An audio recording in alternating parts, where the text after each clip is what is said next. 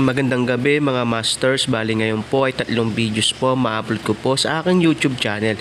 Tama nga mga masters, 3 videos nga po ma-upload ko po. Yon, what's up mga masters? Nandito na naman tayo sa panibagong araw, panibagong kabanata na naman ang pagsasama-samahan natin ngayon guys.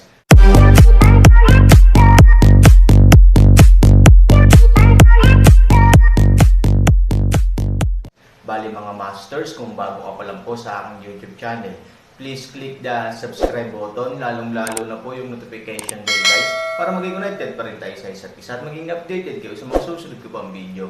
Bali mga masters, bago natin umpisahan ng kwento ay mag-shoutout po muna tayo para sa mga solid nating tagapakinig. Sobra akong nagpapasalamat sa inyo mga Sec Masters at aking mga Emperor. Maraming salamat sa solid na pagsuporta nyo. Yun na nga mga masters, no? Bali hindi na ito patagalin. In 3, 2, 1, let's go! Mga masters, baka pwedeng hindi tayo mag-skip ng ads. Salamat mga masters. Ang bagong yugto ni Daryl sa Storytelling Channel sa YouTube mapapakinggan. Ang bagong kabanata, si General Raiji na ang bahala. Papangunahan ni General Raiji ang pagtungo roon dahil alam ni General Raiji kung saan kayo tutungo upang makarating sa iyong magiging kaharian. Nais ko sana ako ang gumawa nun sa iyo. Ngunit ito ay ayaw mo. Kaya bukas na bukas ako ay dadalaw sa iyo roon. Sabi ni Haring Harry kay Prinsesa Blanca. At si Haring Harry ay hinawakan sa balikat si General Raiji at sinabi, General Raiji, sige na tumungo na kayo roon ng prinsesa. Sabi ni Haring Harry. Nang marinig ito ni General Raiji, ito ay nagsalita at sinabi, masusunod Haring Harry. At Prinsesa Blanca, tayo na. Sabi ni General Raiji. At si Prinsesa Blanca ay nagsalita at sinabi, Haring Harry, aking kapatid, kami ay aalis na. Maiwan ka na namin. Sabi ni Prinsesa Blanca sa nakangiti na tono. At ito ay sumenyas kay General Raiji na lumakad na palabas ng trono. Nang makita ni General Raiji ang pagsenyas ni Prinsesa Blanca, si General Raiji ay tumingin sa mga kasundaluhan na nasa loob na kanilang makakasama. At sinabi, tayo na, sumunod kayo sa amin ni Prinsesa Blanca.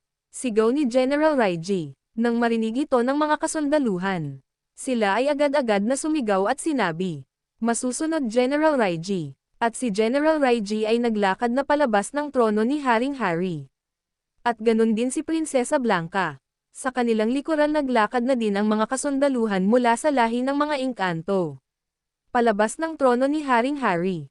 At sa loob, naiwan si Haring Harry. At ito ay labis na nakatingin kay Prinsesa Blanca habang naglalakad palabas ng kanyang trono. At si Haring Harry ay napabulong sa kanyang sarili at sinabi, Blanca, kapag ikaw ay akin ng naging asawa, ang mga gusto mo ay akin ng masusuwi. Sa ngayon, hahayaan kita na sundin ko ang iyong mga ninanais. Ngunit sa oras na tayo ay may kasal, ang mga nais at gusto ko ang dapat na masunod. Kapag nakuha ko na ang iyong katawan at magkaroon na ako ng anak sa iyo. Kapag nangyari iyon, ikaw ay akin ng babaliwalin. Kailangan lang kasi na may sumunod sa aking yapak bilang isang hari. Upang hindi maputol sa akin ang aming henerasyon. Ang dapat mamuno sa mga lahi ng mga Engkanto at maging hari ay walang iba kundi nagmula sa aking pamilya. Sabi ni Haring Harry sa kanyang sarili sa seryosong tono, at sila Prinsesa Blanca at ang mga kasundaluhan ng lahing Engkanto, at si General Raiji, ay nakalabas na ng kaharian ni Haring Harry. At si General Raiji ay nagsalita at sinabi, Prinsesa Blanca, papakuha ko lang ang isang karawahe na iyong gagamitin. Sabi ni General Raiji. Nang marinig ito ni Prinsesa Blanca, ito ay nagsalita at sinabi, sige General Raiji, bilisan mo na, pakilyusan mo na ang dapat mong pakilyusan. Sabi ni Prinsesa Blanca. Nang marinig ito ni General Raiji, ito ay tumingin sa isang kasundaluhan at sinabi, ikaw, kumuha ka ng isang karawahe na magagamit ni Prinsesa Blanca. Sabi ni General Raiji. Nang marinig ito ng isa sa mga kasundaluhan, ito ay nagsalita at sinabi, masusunod General Raiji. At agad-agad na umalis ang isa sa mga kasundaluhan. At nang makaalis ang isa sa mga kasundaluhan, si General Raiji ay nag-utos sa lahat ng mga kasundaluhan at sinabi, at kayo, kumuha na kayo ng mga kabayo na ating magagamit. Bilisan nyo ang pagkilos, maliwanag ba? Sigaw ni General Raiji sa mga kasundaluhan. Nang marinig ito ng mga kasundaluhan, Sila ay tumugon at sinabi, "Masusunod General Raiji." At agad-agad umalis ang mga kasundaluhan. At si General Raiji ay tumingin kay Prinsesa Blanca at sinabi. Si General Raiji ay nagsalita at sinabi kay Prinsesa Blanca ng nakangiti. "Prinsesa Blanca, kamusta naman ang pananatili mo sa mundo ng mga tao sa matagal na panahon?" Sabi ni General Raiji. Nang marinig ito ni Prinsesa Blanca, ito ay nagsalita at sinabi. "Naging mabuti naman ang aking kalagayan sa aking pananatili sa mundo ng mga tao. Ngunit wala ako ibang nakilala mula sa lahi ng mga tao. Namuhay ako mag-isa sa mundo ng mga tao. Binuhay ko ang aking sarili ng ako lang. Alam mo General Raiji, napakahirap mamuhay mag-isa sa mundo ng mga tao. Oo, payapa ka na mag-isa. Sarili mo lang ang dapat mong isipin. Ngunit kapag nakakakita ka ng mga tao na kasama nila ang mahal nila sa buhay, ang iyong puso ay para bang dinudurog. Ang mga tao na magkasintahan, mga tao may mga anak at asawa, na nakikita mong masaya, ang iyong luha ay kusang tutulo.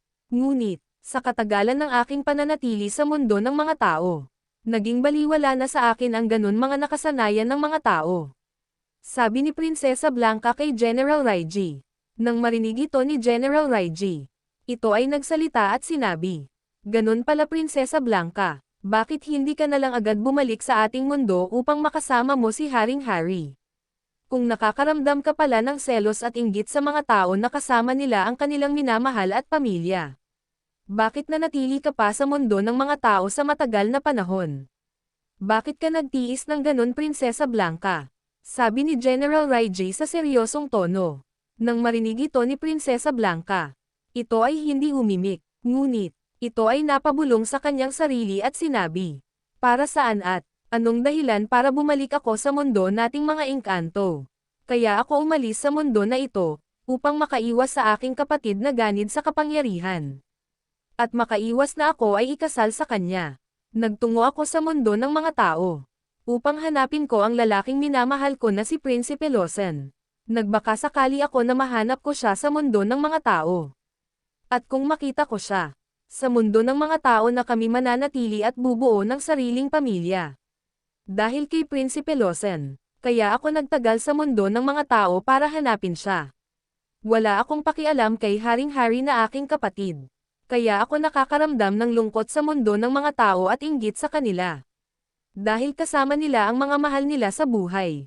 Dahil ang aking minamahal na si Prinsipe Lawson ay wala sa aking feeling. At hindi ko siya natagpuan sa matagal na panahon na pananatili ko sa mundo ng mga tao. Yun pala nandito lang siya sa mundo naming mga engkanto. At, siya ay napaslang ng mga kasundaluhan sa pamumuno ng aking kapatid na si Haring Harry. Hindi ko mapapatawad ang aking kapatid sa kanyang ginawa sa aking minamahal na si Prinsipe Lawson. Bulong ni Prinsesa Blanca habang nakatingin sa malayo.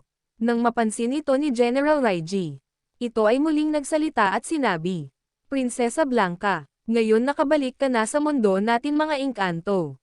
Hindi ka na ulit makakaramdam ng lungkot. Dahil ngayon kahit anong oras ay makakasama mo na si Haring Harry kung gustuhin mo man. Maligaya ako na nakabalik ka na sa mundo nating mga engkanto. At ngayon, may sarili ka ng kaharian." Sabi ni General Raiji sa nakangiting tono. Nang marinig ito ni Prinsesa Blanca, ito ay nagsalita at sinabi, "General Raiji, tigilan mo nga ang pagbanggit kay Haring Harry. At bakit mo ba ako kinakausap? Wala akong gana makipag-usap sa iba. Kaya kung pwede lang General Raiji, itigil mo ang iyong pagsisalita. Maliwanag ba?" Sabi ni Prinsesa Blanca sa masungit na tono kay General Raiji. Nang marinig ito ni General Raiji, ito ay napakamot ng ulo at sinabi, "Paumanhin Prinsesa Blanca, kung naging masyado akong madaldal, hayaan mo ako ay tatahimik na."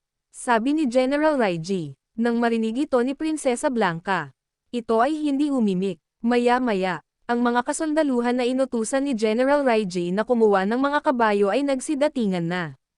Ang mga kabayo ay kanila ng daladala. At si General Raiji ay nagsalita at sinabi, "Itabi niyo muna ang mga kabayo na iyan. Hanggang ngayon wala pa ang karawahe na magagamit ni Prinsesa Blanca upang tumungo sa kanyang magiging kaharian." Sabi ni General Raiji sa mga kasundaluhan. At ang mga kasundaluhan ay agad-agad na itinabi ang mga kabayo na kanilang daladala. At si Prinsesa Blanca ay biglang sumimangot at sinabi, "Nasaan na ang isa sa mga kasundaluhan na kumuha ng aking magagamit na karawahe? Napakatagal kumilos ng mga kasundaluhan na mayroon ang aking kapatid." Sabi ni Prinsesa Blanca. Nang marinig ito ni General Raiji, ito ay napatingin sa direksyon kung saan dadaan ang kasundaluhan na kanyang inutusan. Maya-maya, natatanaw na ni General Raiji ang isang sundalo na nakasakay sa isang karawahe at ito ay pinapatakbo. At si General Raiji ay nagsalita at sinabi, "Nandyan na siya Prinsesa Blanca. Dala-dala niya na ang karawahe na magagamit mo sa ating pagtungo sa iyong kaharian." Sabi ni General Raiji. Yun na nga mga masters, no? Bali panibagong kabanata na naman yung natapos natin ngayong gabi. Muli, maraming salamat po talaga sa walang sawang suporta po sa aking YouTube channel na talagang inaabangan nyo po ang bawat upload ko po. Bali mga masters, magkita-kita ulit po tayo bukas ng gabi at ngayon po ay magpapaalam po muna tayo. Bali mga masters, bye-bye!